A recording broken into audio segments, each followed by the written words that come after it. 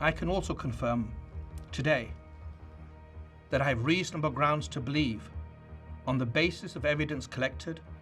and examined by my office, that Israeli Prime Minister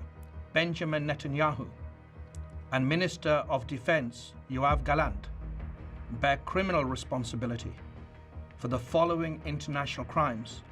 committed on the territory of the State of Palestine from at least the 8th of October 2023. The crimes include starvation of civilians as a method of warfare, willfully causing great suffering, serious injury to body or health or cruel treatment, willful killing or murder, and intentionally directing attacks against a civilian population, as well as crimes against humanity of extermination and/or murder, persecution, and allegations of crimes of committing other inhumane acts. It's alleged that these crimes were committed in the context of the ongoing armed conflict and as part of a widespread and systematic attack against the civilian population of Gaza, pursuant to a state policy. Unfortunately, these crimes continue to this day. My office submits that these individuals, through a common plan, have systematically deprived the civilian population of Gaza of objects indispensable to human survival. We have reached that conclusion based upon interviews with survivors,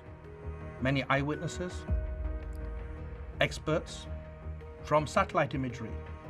statements from Israeli officials, including the 2 individuals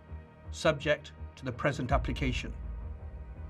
as well as based upon several hundred authenticated videos, photographs, and audio recordings, many of which were taken and shared by victims and eyewitnesses themselves. This systematic deprivation resulted from a decision to impose a total siege on Gaza by completely closing the 3 border crossing points, Rafah, Kerem Shalom, and Erez, for extended periods of time, and by arbitrarily restricting the transportation of essential supplies, including food and medicine, through the border crossings after they were reopened. The siege, the total siege, also involved cutting off cross-border water pipelines from Israel to Gaza, which is the principal source of clean water for the population in Gaza. It was cut off for prolonged periods beginning on the 9th of October 2023, and it was accompanied by the cutting off or hindering of electricity supplies to Gaza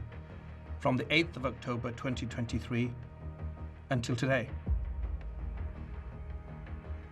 That conduct took place alongside attacks that killed civilians, including people queuing for food, the obstruction of aid delivery by humanitarian organizations, and attacks on aid workers that forced many of those same humanitarian organizations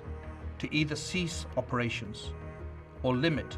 their life-saving efforts in Gaza. The tragic effect of the use of starvation as a method of warfare against Gaza's civilian population is acute, it's visible, and it's widely known, and it's confirmed by multiple witnesses and victims, including local and foreign medical doctors. That starvation has caused and continues to cause deaths, malnutrition, dehydration, and profound suffering among the population. Famine is already present in some areas of Gaza, and it is imminent in others. My office charges Netanyahu and Gallant as co-perpetrators and as superiors in the commission of these alleged crimes.